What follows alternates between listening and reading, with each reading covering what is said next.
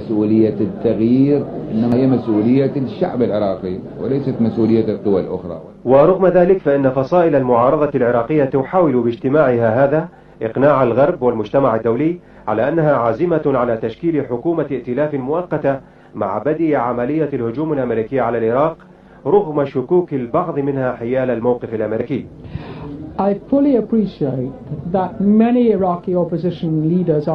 أنا أقدر شكوك بعض أطراف المعارضة العراقية من أن يعاد ما حدث في انتفاضة عام 91 عندما سحقت من قبل النظام العراقي، ولذلك فالمطلوب ممارسة الضغوط عليه ووضع كل الوثائق الخاصة بجرائم النظام أمام المجتمع الدولي كي يقوم باتخاذ ما يلزم لإزالته.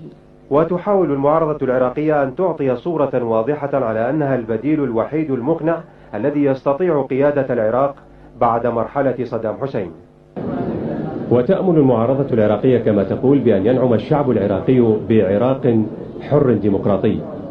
لكن الأزمات أثبتت أن الأمل وحده لا يكفي دون العمل، كما أن الولايات المتحدة برأي بعض أطراف المعارضة نفسها لم تكن صادقة مع الشعب العراقي أو المعارضة العراقية نفسها في أزماتها، مما يخشى من استخدام المعارضة كمجرد غطاء للحصول على تنازلات